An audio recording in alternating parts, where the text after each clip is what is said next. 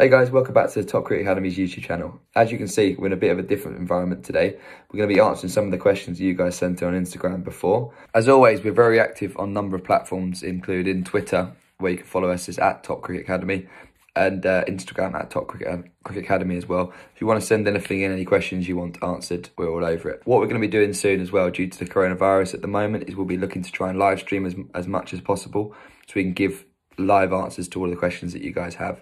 So if you haven't already, head over to our Instagram, give us a follow on there, and then we'll also be uploading a lot during this period on YouTube too.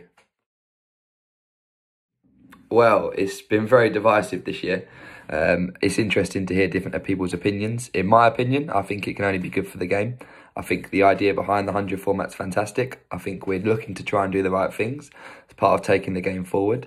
It'll be interesting to see the sort of demographic that this targets, what sort of viewers numbers we'll get in, and the age and demographic of the people that are watching, because traditionally, shorter formats have been known to be more popular amongst people of teenage to early 20s, because it's more of a bite-sized format. You can sort of mix it in with a social event. From a pure cricketing perspective, I'm excited to see all the best players in one place playing together and against each other.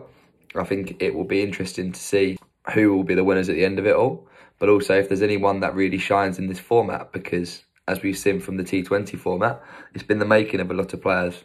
So the likes of Chris Gayle, he's been fantastic for years in test matches and 50 overs, but no one's really dominated T20 cricket quite in the way that he has. And in the same way, it's impressive to see how the likes of Virat Kohli have managed to be able to transfer their skills across from test to 50 overs to 20 overs with very minimal issues, and his technique can carry across all the formats. So it'd be really interesting to see if the 100 will have the same effect, and if there's any players that will come out of the 100 that we thought, wow, didn't expect that, or they're made for that format.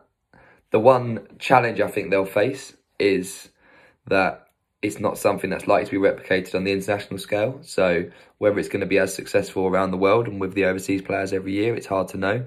And whether it's actually going to benefit us as an international side moving forward, whether the skills that we'll get in the 100 will be able to help us have a stronger T20 side for the World Cup, it's almost impossible to know. But I'm certainly interested to see how it goes. Let us know. We'll be doing a podcast based all around 100, so let us know your predictions in the comments below. And yeah, we'll have a video addressing that soon as well.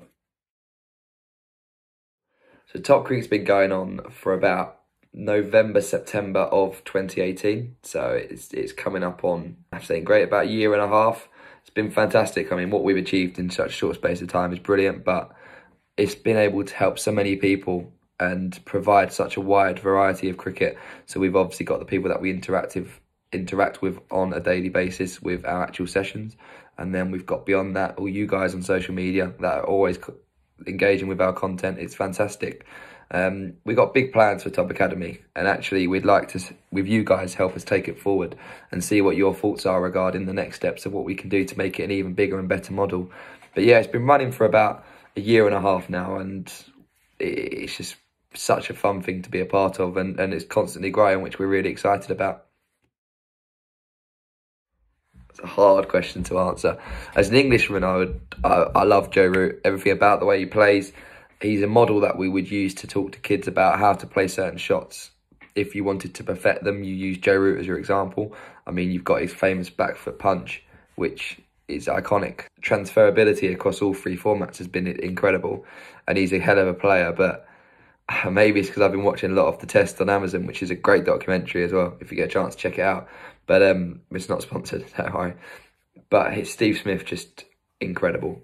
Another level for me is the mental capacity he has to be able to come back from what happened to him with the Sandpaper Gate, and to come back in the manner in which he did in that tournament in England during the Ashes. I mean, it was just fantastic. I mean, the ability to take the game away from a team all by yourself in the face of adversity, in probably one of the hardest conditions to score runs. Every other batsman struggled. You had Jofra Archer, who was running in bowling 95 mile an hour at the quickest 96, and he just stood up and took it even after being hit.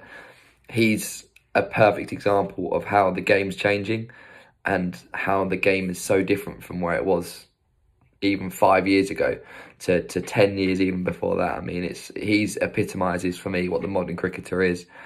And actually, whereas initially as a coach, I thought he's an absolute nightmare if you use him as an example to certain people, because they'll start to think, I need to do this, I need to do this when I'm setting up. Actually, he's one of my best examples now of batting and just how unique batting is to each individual. So I would have to say unpopular to most Englishmen would be Steve Smith, but Joe Root's still a hell of a cricketer. So yeah, it's a matter of opinion. It's quite interesting actually. My route into coaching was slightly different. So a lot of people, they get a lot of experience of playing to a sort of a higher level or medium level, whatever, and then they transition into coaching afterwards from their experience and to try and find longevity in the game. For me, it's completely different. So I started coaching in a performance environment when I was 22. I'm 24 at the moment, and I've been coaching for the area sides and coaching cricket since I was probably 16, 17. So I know I'm quite young in my field, but actually I feel like I watch so much coaching videos, I watch so much cricket that actually I'm starting to build a picture of what I think makes a good coach and what makes me a coach. So I find it fascinating when people talk about their stories. But there wasn't one thing necessarily that got me into cricket coaching above other sports coaching, potentially just the fact that I enjoyed the many different parts to cricket and how complex it can be. And actually, whilst being a coach, there's so many different facets to the game that every day is so different. So working with a group as a head coach myself, I have so many responsibilities in managing timings of the session, trying to manage people, both coaches and players, understanding how to get the best out of every individual within a team. But then it can also change to when you do one-to-one coaching, to working on more finer details and actually learning from players. So I'll give people a bit of advice that I think is correct, that works for me, but may not work for them. And then actually I can see from how they interpret that advice and how they take it away and work on it to see whether or not it's the right advice for them. And actually I'm always learning stuff. And I think the reason I live for coaching is just the fact that it's such a good learning environment constantly. Every single time that you're playing, you're coaching, you're around cricket people, you're having conversations, you're constantly learning and developing as people. So I think it's absolutely fascinating. But yeah, what got me into cricket coaching was probably just the ability to have so much variety within what I was doing, and the fact that I got an opportunity to work with such a range of people, which has been fantastic.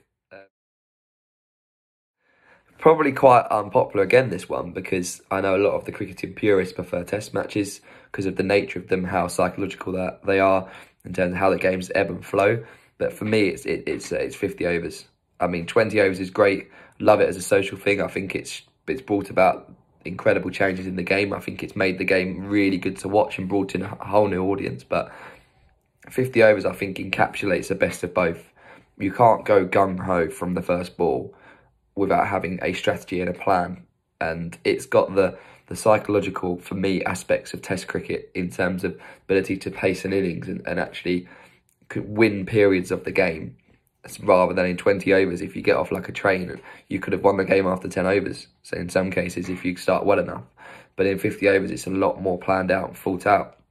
This was the case before England's win this year or last year of the World Cup, I hasten to add. I just enjoy the fact that it's a day's worth of cricket, but yet you can see the best of people's techniques and the longevity of batting, but also mixed in with the innovation and the ability to change the game that you find in the T20 format. I find it absolutely fascinating. So yeah, me personally, I'd have to say the 50 over competition. I think I'll go quite generic with this answer. So when it comes to deciding what skill you want to work on as your strongest suit, I think the most important thing is to find what you enjoy more. As a spinner, do you enjoy being able to try and outthink the batsman? Do you like the tactical side of trying to get the ball to turn and not turn, and using different angles and subtleties in delivery, and being able to normally bowl longer spells as you go up through the levels, and the ability to like I say, bamboozle batsmen? Or do you prefer the nature of trying to run in and bowl quick and look to just try and rough people up or hit hard lengths, get the ball moving off the seam? I think it's a very hard question to answer without actually having a conversation with an individual. But the bigger picture within a skill, is what do you enjoy doing the most? What do you find the most fun in and the most rewarding part of cricket? Do you prefer batting? Do you prefer bowling? Do you prefer spin bowling, pace bowling? Do you prefer wicket keeping? I think it's about trying things out when you're young, experiencing a number of different varieties in which there is inside of the game, and then finding what you enjoy the most. Because if you enjoy something, you're more willing to go away and really practice it, really try it. And actually, that's the difference sometimes, is the best players, they love what they do. And they will practice every second of the day because they're in love with that aspect of what they're doing. So if you're looking to be a spin bowler, when you get the ball in your hand, do you flick the ball up and catch? Do you try and generate the revolutions on the ball when you've just got a tennis ball or whatever in your hand? Even an orange, just finding a way to replicate that movement. Are you someone who enjoys, is quite athletic and runs fast and actually looks to try and put a lot of energy on the ball? Is that what you prefer to do? Like I say, there's no right or wrong answer. Every player's individual and every player's different. But what I would say is when you're a younger age, just try and experience everything within cricket. Don't pigeonhole yourself to be a certain skill until you've had a chance to really explore those options. Because up until the age of about 19, I was still bowling a little bit of off spin and batting. And I mean, mine wasn't so much by choice, more by the fact that I couldn't really bowl very well and consistently of off spin, that I chose just to focus on my batting. But now I love batting, and actually I'm happy when I'm doing a net to sling to someone instead of bowling. So it depends on what you want to do. I love it. I'll do it. I'll bat wherever I can. As soon as there's a bat in my hand, I'm loving life. So have a chance to try as many different things as you can. Go away, practice, and see where you go with it. I think it's something that has to be done by repetition. The ability to judge and react to the ball quickly is by having repeated the skill over and over again. But actually, one of the things I would suggest to you guys when you're training is overtrain the skill and overtrain the level that you're going to be playing at. So if you're looking to judge the ball quickly and you're probably used to facing about 70 mile an hour, 75 mile an hour, whatever, always try and train 5 mile an hour quicker when you're trying to work on this skill of judging reactions. Because actually, sometimes you need to allow your body to be put under that pressure to actually allow the results to come. Otherwise, you'll find yourself becoming quite relaxed and it's never going to be able to replicate it. So judging the ball quickly, like I say, is about reactions. It's about training those reactions, overtraining those reactions, and actually don't be afraid to challenge yourselves and challenge the people that you're working with, because actually the more you challenge them in a training ground variety, the more likely that you are to be able to execute it in a match more consistently. But you've got to be patient, you've got to be continuous, you've got to be consistent with your training. And actually something like that will take a lot of time and a lot of patience and a lot of finding a way. But linked to judging reactions is actually understanding your game. And I'm going to go into this a lot more in another video. But when we talk about understanding our game, we talk about what are our skills, what are our strengths. So once we understand our reaction time, we're then trying to get ourselves into a good position quickly to play the ball. And having a clear plan of where you like to score, your strong scoring areas, will allow you to be able to make the right decision more consistently, which leads to scoring more runs and batting for longer periods of time.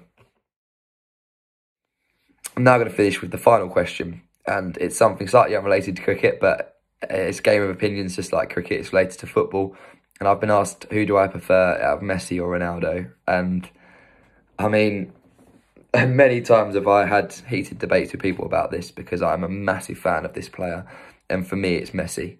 I mean, the fact that what he's been able to forge, the career he's forged for himself with such limitations. I mean, Ronaldo's a fantastic athlete, incredible athlete. He's worked so hard to be in the position that he's in.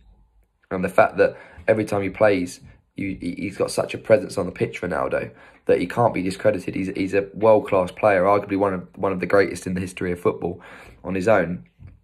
Actually, when you look at Messi, he floats around the pitch. He's on another level to what everyone else is on. And the diversity to his game, the fact that he's got the passing range, he's got the ability to finish, he has got the pace, the dribbling, and just the variety of things that he offers is just incredible. But obviously I appreciate this isn't in line with cricket, but yeah, for me it's Messi any day of the week, but both great players. So thanks for watching the video today, guys. We'll hopefully have lots more questions for you coming soon. Like I said, we'll be looking to upload on Instagram a lot more, so I'll probably be going live on Instagram very soon.